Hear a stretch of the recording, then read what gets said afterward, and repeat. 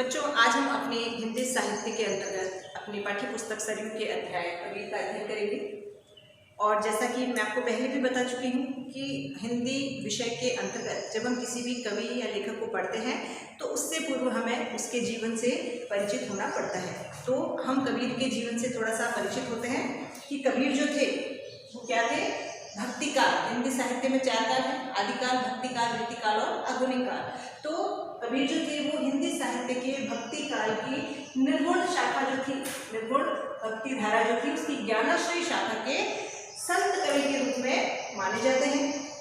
कबीर एक महान संत, एक सच्चे समाज सुधारक और समाज में व्याप्त बुराइयों को जिनका पुरजोर विरोध करने वाले थे वो थे कबीर। कबीर के जो दोहों का संकलन है या इनकी जो रचनाएं हैं वो बीजक के रूप में संकलित है।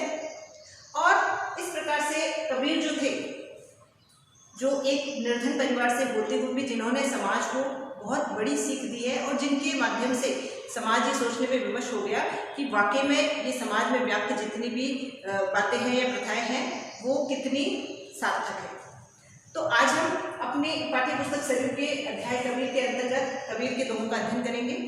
कबीर ने अपने दोहों की शुरुआत में गुरु की महिमा का बखान किया है और उनके लगभग सभी दोहों में गुरु के महत्व के बारे में बताया गया है। गुरु के बारे में कि गुरु को गोविंद से भी ऊपर इन्होंने बताया है।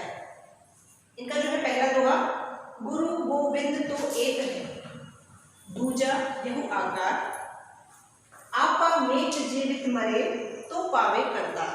अब इस दोहे के माध्यम से कबीरदास जी हमें क्या बताना चाह रहे हैं? कबीरदास जी बताना चाह रहे हैं कि इस संसार में गुरु और गोविंद, गुरु यानी जो ज्ञान देता है और गोविंद यानी भगवान, ये दोनों एक ही हैं। दूजा यहु आकार, अलग तो सिर्फ इनके आकार है, इनका शरीर है या इनकी उपाधि है। पद जो है वो अलग अलग है, आकार अलग है या इनका शरीर अलग है। दूजा यानी अलग, अलग तो क्या है, सिर्फ इनका आकार या इनका शरीर अलग है। आपा मेट जीवित मरे, और इस संसार में जो शिष्य अपने आपा यानी अभिमान को, घमंड को, है ना, अहंकार को मिटाकर, मारकर जीवित रहता है। इस संसार में जो शिष्य अपने अंदर व्याप्त अहंकार या घमंड को मिटाकर या उसको मारकर जीवित रहता है तो पावे करता, सच्चे मायने में वही भगवान को प्राप्त कर सकता है। तो इस संसार में गुरु और गोविंद दोनों एक ही है, दोनों एक ही रूप है, सिर्फ और सिर्फ अंतर है तो उनके शरीर का, उनकी उपाधि का या उनके आकार का। और जो शिष्य अपने मन में निहित, अपने अंदर व्याप्त अभिमान, घमंड को मिटाकर या मारकर जीवित रहता है, वही इस संसार में भगवान को प्राप्त कर सकता है।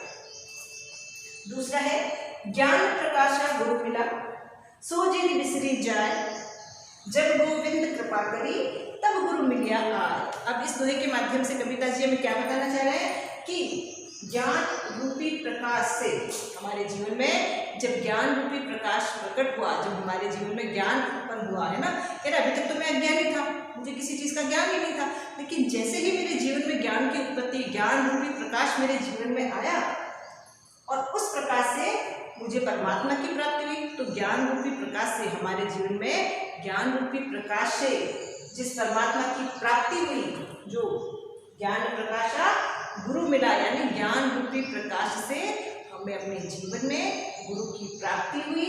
सो जिनि बिसरी जाए, तो उस ज्ञान को भूलना नहीं चाहिए, उस परमात्मा को या उस गुरु को भूलना नहीं चाहिए। सो जिनि बिसरी जाए, तो उस गुरु को भूलना नहीं चाहिए। जब गोविंद कृपा करी तब गुरु मिलिया आए। क्यों? क्योंकि जब परमात्मा की कृपा होती है, जब भगवान की कृपा होती है, तब हमारे जीवन में गुरु की प्राप्ति होती है। जब भगवान हमारे ऊपर कृपा करते हैं तभी हमें सच्चे गुरु की प्राप्ति होती है। तो अपने जीवन में ज्ञान रूपी प्रकाश से मिले हुए उस गुरु को कभी मत भूलना और उसके द्वारा दिए गए ज्ञान को कभी मत भूलना। तो बच्चों, ये थे कबीर के आज के हमारे 2 दोहे। इसको हम आगे जारी रखेंगे। तब तक आप इनका दोहरान कीजिए और नहीं समझ में आता है तो मुझसे पूछिए। कल की कक्षा में हम कबीर के बाकी रहे दोहों का भी अध्ययन करेंगे। तब तक आप इनको अपनी उत्तर पुस्तिका में लिखते रहिए। धन्यवाद।